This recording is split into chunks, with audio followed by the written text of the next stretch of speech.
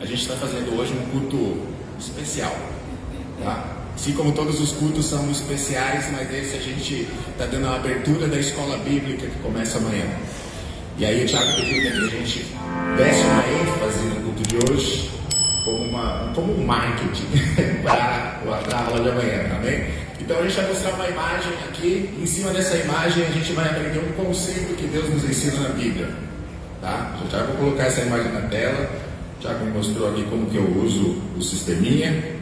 Deixa eu pôr. Deixa eu ver. Vamos lá.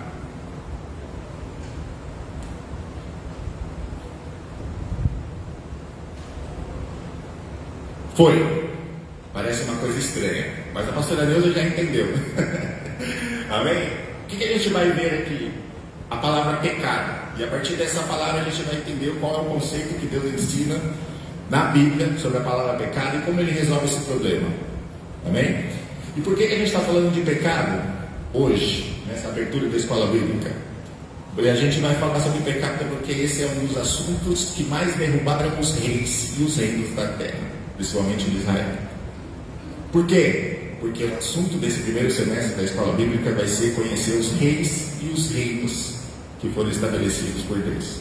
Amém? Os que se levantaram, os que caíram. E a gente vai aprender a história do povo de Israel nesse primeiro semestre. No segundo semestre a gente vai trabalhar a interpretação bíblica. Amém? Entender como que a gente lê o texto, entendendo o contexto e entendendo o significado daquelas profecias que foram faladas. Tá? Então, mas isso é só o segundo semestre. Então hoje a gente vai falar de pecado porque quando a gente for falar sobre os reis, a gente vai ver isso aparecendo em todos os momentos que o reino cai e o povo sofre. Tá certo? Então hoje, na parte da manhã a gente vai falar sobre isso, na parte da noite vai ter outro tema, tá? E vai ser surpresa. E a gente vai fazer também um outro culto à noite, com essa mesma visão de inaugurar a escola bíblica. Tá certo? E que palavra que é essa que vocês estão vendo ali atrás? Deixa eu pôr aqui no meu. Pecado.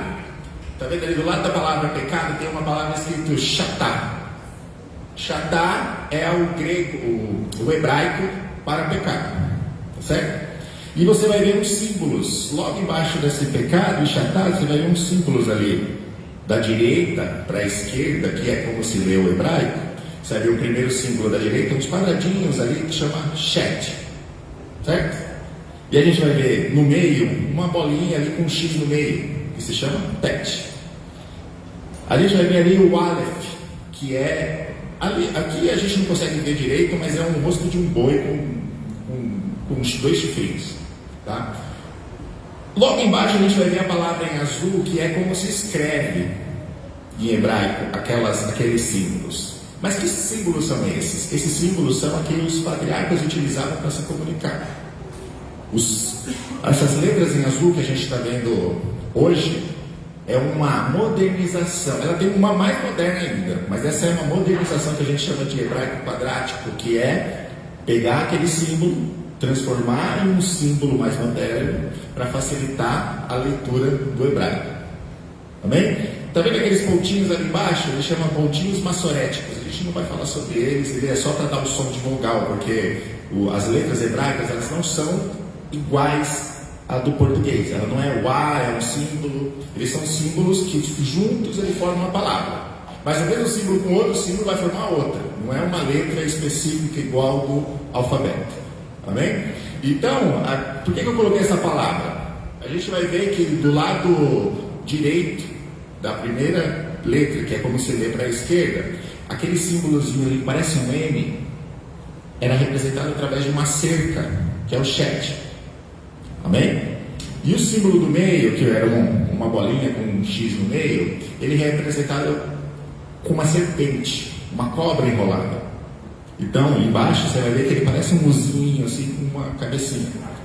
O da esquerda, que parece um X, é a ideia dos dois chifres e da carinha do boi ali, tá?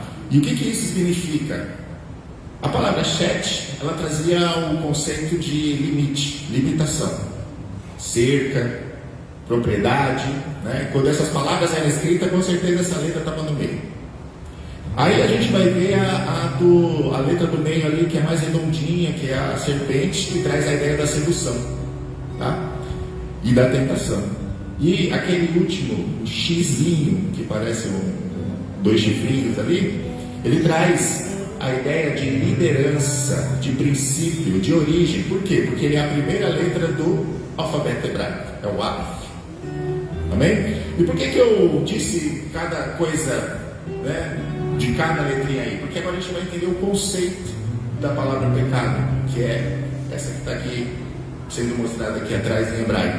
Porque a partir do conceito a gente vai entender a profundidade do que Deus quer nos ensinar quando ela fala com Adão. E entendendo a profundidade, a gente começa a entender qual que é o princípio do pecado e como que ele pode atingir a nossa vida e qual a consequência que isso gera. Tá certo? A primeira vez que essa palavra ela vai aparecer escrita é quando Deus fala com Caim, que ele está com raiva de Abel, e Deus fala assim: ó, o pecado está batendo a porta, cabe a ti dominá-lo. Essa é a primeira vez que a palavra pecado aparece na Bíblia, que é essa aqui, o Shatá. Mas Deus já tinha ensinado o conceito de pecado para Adão. Desse mesmo modo, agora a gente vai discorrer sobre isso. Deixa eu pôr aqui no segundo slide.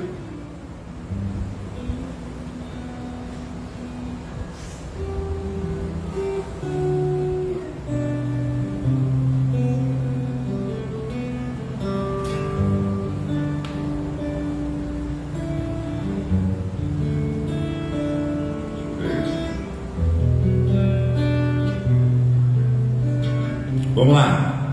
Estou aprendendo aqui a mexer, agora eu já estou pegando o jeito. Amém? Nesse segundo slide a gente está vendo uma linha vermelha embaixo do chat, certo? Porque ela está representando um limite. Ok? Em cima da palavra, da letra representada pela serpente, tem a tentação, certo? E do ladinho ali do que parece um X, que é o Aleph, está a origem.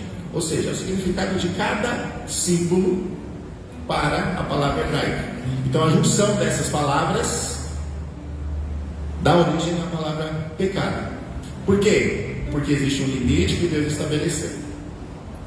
Ok? E a gente vai ver esse limite quando Deus fala com Adão, quando ele cria Adão. Gênesis capítulo 2, verso 17, fala o seguinte: mas da árvore do conhecimento do bem e do mal dela não comerás, porque no dia que ela comeres, certamente morrerás.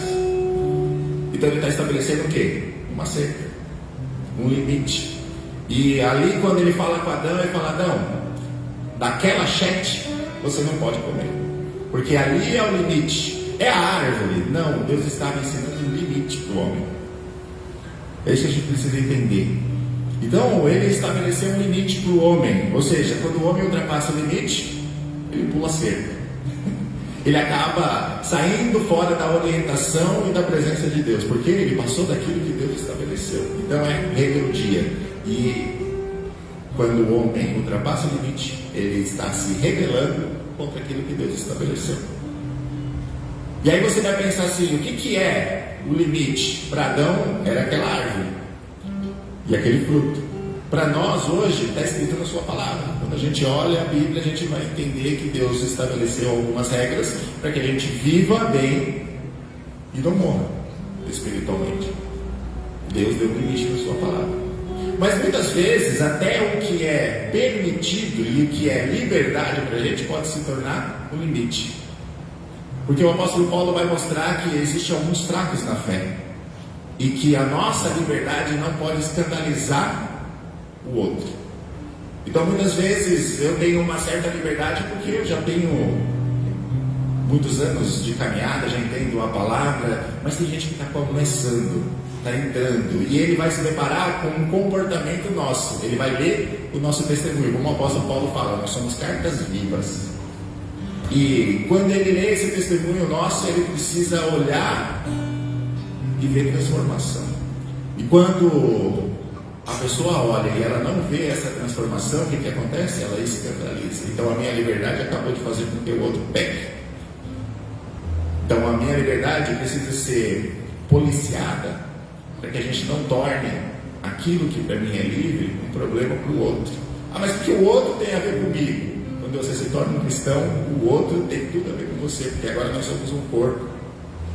Então nós somos irmãos. Então nós somos responsáveis pelo comportamento que a gente tem para que dê um testemunho na vida dos outros. Vou dar um exemplo, por exemplo. Vou pegar um bem que todo mundo já sabe e já viu. Se você olhar na internet, você vai encontrar pastores hoje que às vezes são ricos, mas não por causa da igreja, porque eles têm bens, porque eles têm empresas e pastoreiam a igreja. Isso é a liberdade que Deus deu para ele. E aí ele toma dessa liberdade para fazer um vídeo num restaurante que o prato custa um salário mínimo. Só que na igreja dele está cheio de pessoas que ganham um salário mínimo. É pecado para ele comer essa comida? Não, o pecado foi a partir do momento que ele usufruiu daquilo e ostentou. Que aí a partir do momento que ele faz isso, aquele irmão que olha o prato e fala, eu ganho o que aquele prato custa, então esse pastor está me roubando. Então uma pessoa acabou de pecar por causa da liberdade do outro. E muitas vezes isso vai tomando uma proporção grande e a igreja começa a levar a culpa. E no final a culpa é de Deus.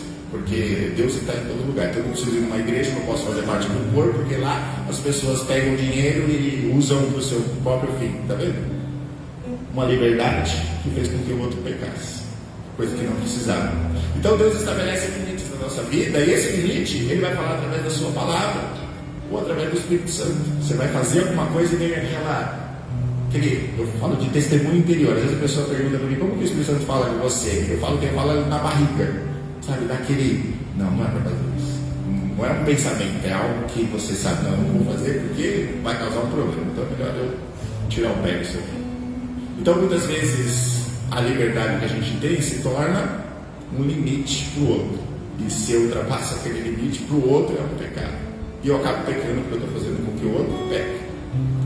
Então, só para a gente entender o conceito do limite que Deus estabeleceu com Adão, né? E que isso foi ampliado com Cristo. Amém? E aí a gente vai ver a palavra tet, que é a segunda ali, ó, que está no meio, né? Que é a serpentinha, que dá a ideia de tentação, de sedução. Ela está enrolada porque ela está pronta para dar um bote. Então é esse o conceito dessa letrinha. Gênesis capítulo 3, a gente vai ver isso acontecer. Capítulo 3, verso 3 fala o seguinte: mas do fruto da árvore que está no meio do jardim, disse Deus, não comereis dele, nem tocareis, para que não morrais. E a serpente, com a sua sedução e tentação, fala para Eva, mas se você comer, certamente não morrerás. Gênesis capítulo 3, verso 4 vai falar sobre isso. Capítulo 3 descreve a queda de Gênesis. Então você vai ver ali o que está acontecendo. Tem um limite. A serpente atrai a mulher com o limite e fala assim, se você passar daqui não vai acontecer nada. Mas o que ela está fazendo? Fazendo com que a pessoa que peque saia do seu Aleph. O que é o Aleph? A origem. Façamos o homem a nossa imagem e semelhança. Então, quando o homem é criado, ele é criado aonde? Na origem. E a origem do homem é Deus.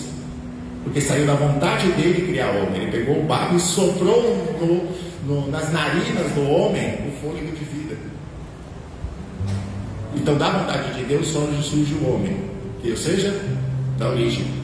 E qual que é o trabalho da serpente? Fazer com que o homem perca a sua origem. Porque se ele perde a sua origem, ele perde a imagem e a semelhança, porque a sua imagem está corrompida pelo pecado. Então a gente está vendo o limite estabelecido por Deus, e Deus falando assim, Adão, se você ultrapassar esse limite, você vai perder a sua origem. Aí aparece a serpente e fala, depois da pulada de cerca, não vai acontecer nada. Tentação. Ou seja, a serpente ela só mostra para você, esse é o limite, e é por aqui que você passa a tentação. Agora passar é com você. Ela não empurrou a Eva para o outro lado, ela só deu a ideia. E aí o texto vai falar que a Eva olha o fruto e fala assim, é verdade, parece bom para tocar, parece bom para comer, e eu vou fazer isso. A partir dali o homem faz tudo sozinho. Por quê? Porque a sedução já foi lançada. A serpente já veio, apresentou o limite, e a partir do limite o homem perde a sua origem, perde a imagem e a semelhança que ele tinha de Deus. E a imagem e a semelhança não é mão, pé, mas é comportamento, é posicionamento, é responsabilidade. Você vai ver, Deus deu tudo isso para Adão ali quando cria o jardim. E quando ele cria o homem, você vai ver que no sexto dia, no sétimo ele descansa. Aí você pensa assim, Deus se cansa? Claro que não. Mas qual que é o conceito do descanso ali? Lembra? Criou o homem para fazer o quê? Cuida de tudo aí, Adão. Porque agora a gente vai contemplar junto tudo isso. A gente vai contemplar a criação junto. Você fica responsável por cuidar dela, porque tudo que eu fiz é bom e é para você contemplar junto comigo. O descanso de Deus é a contemplação de tudo que Ele fez, inclusive o homem, e ver todas as coisas funcionando perfeitamente. Mas aí a serpente aparece e fala, agora eu vou te tirar da origem, você vai perder essa comunhão com Deus. E quando você perde a comunhão com Deus e o homem ultrapassa o limite, o que acontece com o homem? Morre. Você vai ver que o apóstolo Paulo vai falar isso em Romanos 3,23, porque todos pecaram e destituídos foram da glória de Deus. Ou seja, a partir do momento que o limite estabelecido por Deus é ultrapassado, o homem perde a sua origem. E se ele perde a sua origem, ele perde a vida. E quando ele perde a vida que ele tinha com Deus, ele está morto em seus pecados. É uma morte espiritual. É uma morte longe da presença. E a gente vai ver que Deus vai lançar ele fora do jardim, porque ele não pode ficar mais na origem. E ele não pode ficar mais na origem e ele também não tem como voltar. Então eu acho que a imagem aí é de uma maçãzinha. Isso aí. A imagem é de uma maçãzinha, que é a tentação ali bem no limite, né? Mas não vamos atentar ao fruto, né? Porque às vezes há discussões se foi maçã, se não foi, a gente não sabe, é o fruto, é o que era proibido. E o homem fez aquilo que era proibido, ultrapassou o limite, perdeu a glória de Deus e está morto em seus pecados. Isaías capítulo 53 vai falar que cada um andava pelos seus próprios caminhos. O que isso quer dizer? A partir do momento que o homem ultrapassa o limite, lembra a fala da serpente? Você vai ser como Deus. E é quando o homem passa achando que ele teria a autoridade de Deus, na verdade agora ele está andando pela sua própria vontade. Tudo que ele faz agora é uma consequência do pecado que ele adquiriu para ele. Então, nada que sai de dentro do homem, nenhuma atitude que ele toma a partir desse momento, vem da origem, mas vem da queda. Então, as consequências é de alguém que está andando pelos seus próprios caminhos, ou seja, fazendo a sua própria vontade, e não a vontade de Deus. Sabe onde a gente vai ver isso acontecer? Lucas capítulo 15, o filho pródigo. Me dá a herança. Qual a herança? Agora eu vou para longe. Por quê? Porque perto do pai e do filho pródigo talvez tivesse uma orientação de como ele poderia utilizar aquilo. E aquilo ali é a característica de alguém que está saindo do limite do pai. E o pecado faz exatamente isso. Tira a gente do limite que Deus estabeleceu. E se a gente não tem mais limite, Deus não tem mais o controle sobre a nossa vida. Por quê? Porque eu escolhi ficar longe. Mas aí Deus tem um plano. Deixa eu ver aqui.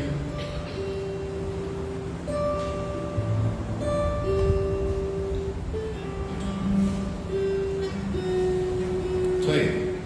Mas aí Deus tem um plano. Por quê? O homem não consegue voltar sozinho. Ele já ultrapassou o limite. A gente está falando da glória de Deus. Ele perdeu a presença, a comunhão, né? Ele está lá do outro lado da linha vermelha e ele não consegue voltar sozinho. Por quê? Porque por causa do pecado, o pecado não pode dar permissão para que ele habite onde Deus está neste momento. Porque Deus é santo, nele não há variação de luz. Então o homem não pode sozinho se descontaminar. E a gente vai ver que quando ele peca e ele sai, a primeira vez que aparece a menção sobre Cristo na semente da mulher. Você vai ver lá, o serpente, a tua semente vai guerrear contra outra semente. Você pode até ferir o calcanhar dela, mas ela vai pisar na sua cabeça. Ali é a primeira menção de Cristo, é a primeira profecia que Deus faz, é a palavra que Ele lançou, que vai ser gerada lá no ventre de Maria. Por quê? Agora vamos entender por que ele nasce de uma virgem. Adão pecou, todos pecaram, certo? O apóstolo Paulo fala sobre isso. Capítulo 5 de Gênesis, no verso 3, vai falar que Adão deu filhos conforme a sua imagem e a sua semelhança. O que isso quer dizer? O homem caído começou a multiplicar homens caídos. Então todos nasceram em pecado. Por quê? Porque a semente de Adão estava contaminada pelo pecado. Então a geração que vinha já vinha herdando aquilo que Adão trouxe fora do limite. Só que Jesus precisa nascer de uma virgem. Por quê? Porque a palavra da semente já foi lançada no Éden. Deus falou, é a semente da mulher, não é mais a semente do homem. Então quando Jesus nasce de uma virgem, quer dizer que não houve cooperação da semente do homem para que ele nascesse. Houve a palavra de Deus lá no Éden, que foi gerada lá no ventre de Maria. Aí, essa sequência de maldição, que uma foi herdando da outra, foi quebrada naquele momento, porque já não nasceu mais de homem, mas nasceu da semente da mulher. E aí Jesus nasce. Esse é o plano que Deus tem para resgatar o homem. Só que acontece algo bastante interessante. Vamos ver se eu coloco aqui no meu. Isso aí, ó. Jesus. Acontece algo bastante interessante. Filipenses capítulo 2, verso 8, vai falar que pela graça sois salvos, por meio da fé. E isso não vem de vós, é dom de Deus. O que é isso? O plano de Deus é a graça. É aquilo que o homem que ultrapassou o limite não merecia, porque ele desobedeceu e foi rebelde. Mas Deus ainda assim fala, o homem sozinho não consegue voltar. Então eu vou dar um presente, o dom de Deus. O que é? A graça. É o direito do homem voltar a partir de Cristo. E a gente vai ver que o apóstolo Paulo vai falar que Cristo sai da sua origem, se esvazia da sua glória. Para quê? Para que ele viesse até esse limite que Deus estabeleceu. Está vendo a flechinha ali, ó, vermelha de Jesus? Aquela setinha é Jesus desceu da sua glória, se esvaziou para que ele fosse até o limite e mostrasse para o homem o caminho de volta. Ele não ultrapassa o limite. E sabe o que é mais interessante? Mateus capítulo 4, a gente vai ver a serpente fazendo a mesma coisa com Jesus. Você é o filho de Deus? Está vendo esse limite aqui? Se você me adorar, eu deixo você ficar daquele lado. Eu te dou todos os reinos da terra. Se você se prostrar, se você transformar a pedra em pão, lembra disso? Olha a serpente de novo, mostrando para quem estava na origem o jeito de sair dela. Só que o apóstolo Paulo vai chamar Jesus de segundo Adão. O primeiro nasceu da carne, mas o segundo do Espírito. E Jesus vence a tentação, se mantém na origem e mostra para o homem, agora para você voltar é só através de mim. Eu sou o caminho, a verdade e a vida. Então para você sair disso aí que você está perdido e volte para a sua origem, só existe um jeito. Jesus também vai falar que ele é a porta, não é?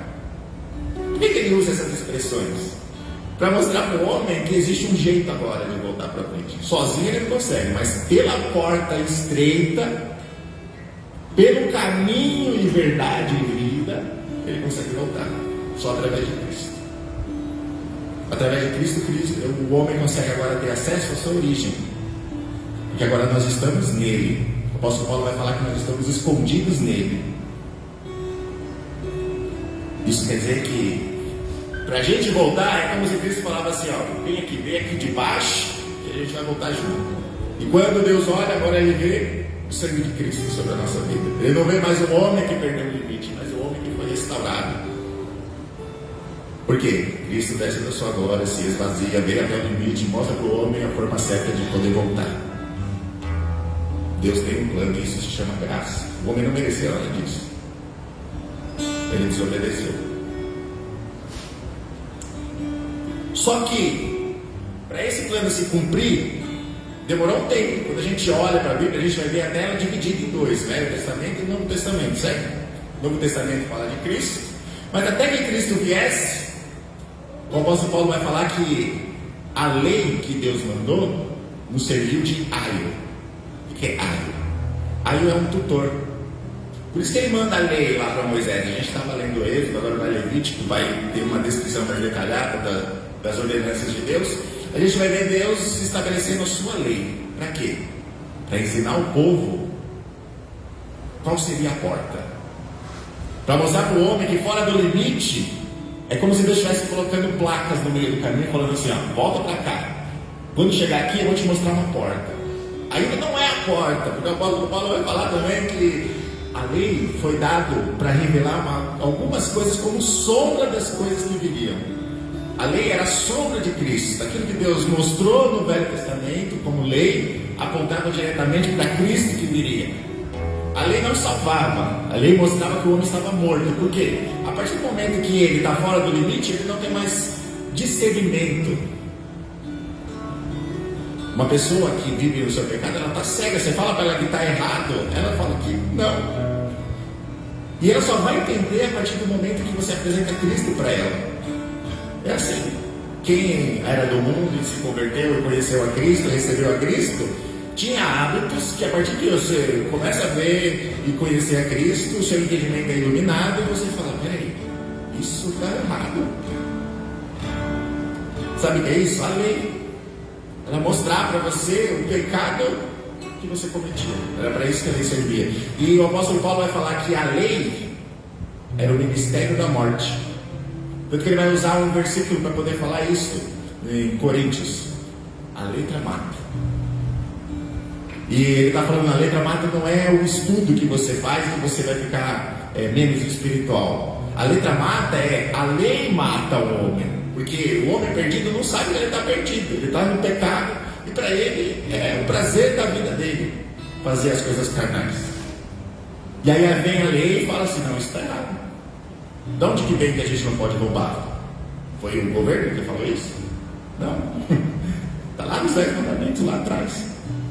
E aí a lei mostra para você que você está morto nos seus pecados e a letra mata, mas o Espírito vivifica. Ou seja, agora o Espírito Santo vai te conduzir até Cristo. Antes a lei fazia isso, mas agora o Espírito Santo te mostra, agora você está errado e essa é a porta. Então a lei serviu como tutor até a vida de Cristo. E a partir da vida de Cristo, agora tudo que Ele fala é o que a gente tem que fazer. Sabe por quê? Porque Deus mandou. Aonde que Deus mandou? Lembra quando Jesus foi se batizar? Quem lembra dessa passagem? E ele se batiza e desce uma pomba sobre ele, que é o Espírito Santo, em forma corpórea, que o texto vai falar. E aí vem uma voz do céu que fala, este é meu filho amado, a ele vocês ouçam. E aí você vai ver lá na frente também, quando tem a transfiguração no monte, Jesus, Moisés e Elias, ou seja, a porta, a lei e a profecia, que falava sobre a porta. Todos eles confirmando, agora esse é o caminho. E aí, o que acontece? Vem uma nuvem resplandecente, depois você dá uma olhada no texto lá. E essa nuvem vai falar o seguinte, esse é meu filho, não é mais a lei, não é mais o profeta, agora é o filho. A ele vocês ouçam. Então Jesus é o caminho, a verdade e a vida, Jesus é a porta e Jesus agora é a palavra com a qual a gente deve seguir. Então a lei já não serve mais para mostrar para a gente, porque agora Cristo fala para a gente qual é o caminho que a gente tem que seguir. Então tudo isso envolve a graça de Deus. Para quê? Para buscar o homem e sair do limite. E aí ele volta, aí Cristo quando volta ele fala assim, ó, lembra que Deus falou que o limite era até aqui? Algumas coisas eu vou colocar mais para cá ainda. É mais limitado ainda. Antes pecar era quando você adulterava. Não, agora pecar também é quando você deseja adulterar. O que ele está falando com isso? Se a gente olhar para a serpente e o limite, a gente vai ver que a serpente deu uma ideia para Eva, certo? Todos os dias a serpente continua dando ideias para a gente. Sabe o que ela faz? Você já viu aquela pessoa? E eu recebo muitas perguntas assim também no Instagram. Isso é pecado? Mas por que você está perguntando? Saber isso aqui. Fazer isso é pecado? Fazer aquilo é pecado? Não, não é pecado. E aquilo ali? Não, também não. Só preste atenção na sua liberdade, né? E isso aqui? Não, isso é. Ah, então eu vou até aqui. O homem adora andar no limite da cerca. Mas sabe esse desejo de saber o que é pecado e o que não é pecado? Sabe para que serve? Para revelar que no coração do homem ele já desejou estar do outro lado. Porque a gente fala, eu quero andar aqui, porque até aqui é pecado, então se eu não fizer, estou desagradando. Mas seu coração já foi lido por Deus, que está desejando estar do outro lado. Por isso que você perguntou. Porque quando eu entendo qual que é o propósito de Cristo, eu olho e falo assim, qual que é a vontade de Jesus? Não a minha. Porque quando eu estou medindo a minha vontade com a de Jesus, quando eu fico olhando qual que é o limite. Ó Jesus, até aqui, né? Daqui eu estou bem, dali eu não preciso pedir perdão. Mas Jesus, mas você já está querendo dar do outro lado. Mas quando a gente se preocupa com a vontade, qual que é a vontade de Cristo? Amar o próximo. Amar a Deus sobre todas as coisas. Servir. Quando você vai olhar para Cristo, Ele está dando esses direcionamentos. Quando você está preocupado com isso, você está preocupado. Qual que é o limite da seca que vai te passar? E se acontecer, é um acidente. Quando você vai ver, não, aqui não era para estar. Quero voltar. Porque agora a gente tem um caminho. O arrependimento. Então, o pecado da nossa vida tem que ser um acidente. A gente não pode desejá-lo. Andar no limite, você já está desejando estar do outro lado. Então Jesus Cristo falou assim, não é mais o adultério, é o desejar. Então é um cuidado que a gente precisa ter. Peraí, se eu estou desejando muito saber qual que é o meu limite, então tem alguma coisa errada. A carne está falando alta. A tentação está toda hora, a serpente colocando uma maçãzinha no limite para ver se você passa. Mas se você está preocupado com o que Cristo diz, você está longe, porque você quer usufruir da origem, da presença, daquilo que Deus é na nossa vida. Vou colocar a próxima imagem aqui.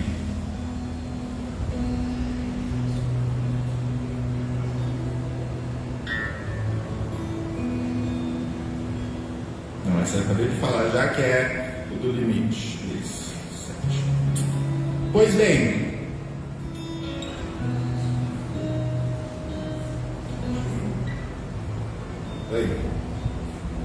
segundo Timóteo capítulo 3, verso 14, vai falar o seguinte: quanto a você, porém, permaneça nas coisas que aprendeu e das quais tem convicção, pois você sabe de quem aprendeu. Porque desde criança você conhece as sagradas letras, que são capazes de torná-lo sábio para a salvação mediante a fé em Cristo Jesus. Isso é um conselho que o apóstolo Paulo está dando para Timóteo. Fala assim, você já ouviu, você já aprendeu, você toma cuidado para andar no limite. Vai naquilo que já te disseram que você precisa fazer. Você já foi instruído na palavra. Jesus vai falar que a gente precisa aprender dele, para que a gente não ultrapasse o limite.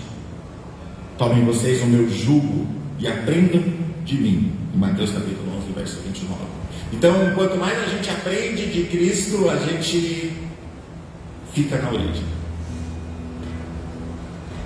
Então, se a gente aprende de Cristo e já nos ensinaram o que é certo, o que é errado, o que a gente deve e não deve fazer, então o apóstolo Paulo e Jesus estão dando a orientação de se manter na origem, aprendendo sobre Cristo e se mantendo firme naquilo que já nos ensinaram. E onde a gente vai aprender mais sobre isso? Falando nisso, né? Escola Bíblica. Escola Bíblica vai trazer mais orientação e profundidade, para que a gente tenha conhecimento do que a palavra fala sobre Cristo. Salmos 119, verso 11 vai falar o seguinte: guardei no coração a tua palavra para não pecar contra ti. Conheci sobre Cristo, aprendi sobre a palavra e agora eu guardo. Guardo é manter seguro aquilo que você aprendeu.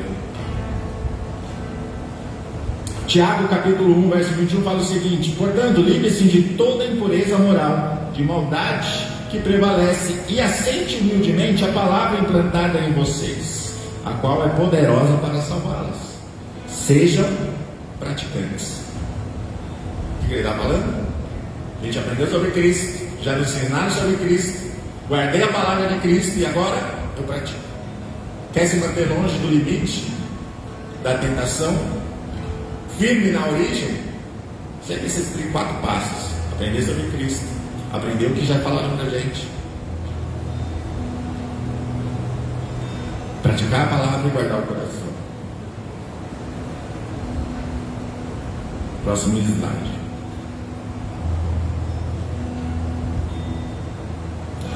Pois bem, lembra que a serpente é a danada que faz a gente querer ultrapassar o limite?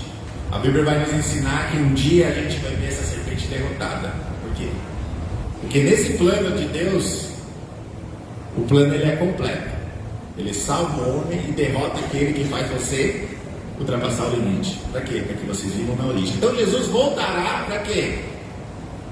Para nos manter na origem, derrotar a serpente e tirar o pecado do mundo. Olha só, 1 Tessalonicenses capítulo 4, verso 16. Pois dada a ordem com a voz de arcanjo e ao ressoar da última trombeta de Deus, o próprio Senhor descerá dos céus, e os mortos em Cristo ressuscitarão primeiro. Depois nós, os que estivermos vivos, seremos arrebatados com Ele nas nuvens para encontro com o Senhor nos ares. Assim estaremos com o Senhor para sempre. Aonde para sempre? Na origem. 2 Tessalonicenses capítulo 2, verso 8. Então será revelado o perverso, a quem o Senhor Jesus matará com o sopro da sua boca. Às vezes a gente acha que o diabo e Deus estão tretando a vida inteira, e aos 45 do segundo tempo ele vai. Não, esse é o tempo estabelecido no plano de Deus. Porque quando ele voltar, o texto está falando que com um sopro.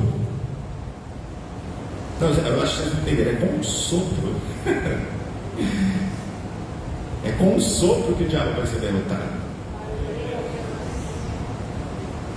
Apocalipse capítulo 20, verso 10. E o diabo que os enganava foi lançado no lago de fogo e enxofre, onde estão a besta e o falso profeta, e de dia e de noite serão atormentados para sempre.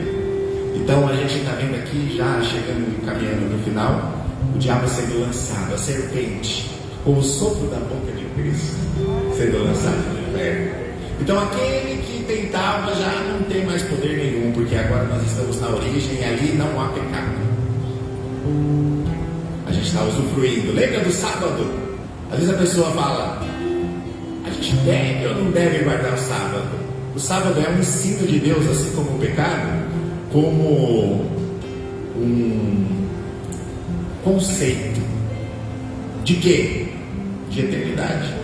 Deus criou o homem para poder passar a eternidade com ele, contemplando de toda a criação. O homem peca, perde o limite, morre.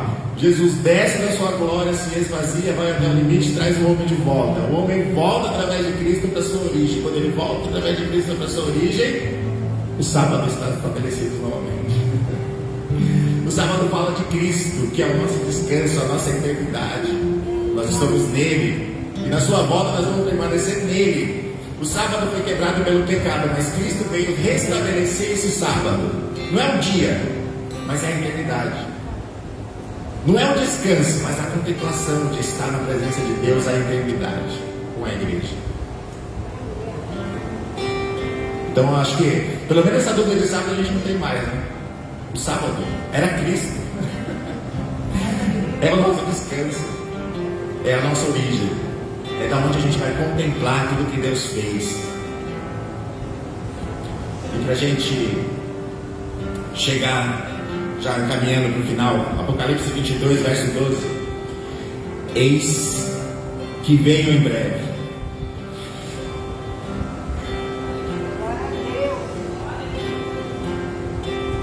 A minha recompensa está comigo, e eu a retribuirei a cada um de acordo com o que fez.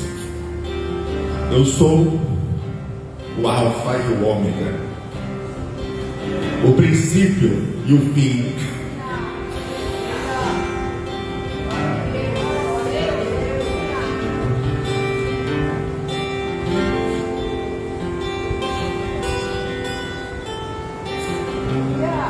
Felizes os que lavam suas vestes e assim têm direito à árvore da vida e podem entrar na cidade pelas portas. De fora ficarão os cães os que praticam feitiçaria, os que cometem imoralidade sexual, os assassinos, idólatras, todos os que amam e praticam a mentira, todos aqueles que estão fora do limite. Apocalipse, verso 22, verso 20. Aquele que dá testemunho destas coisas diz: sim, cedo venho. Deus abençoe, amém?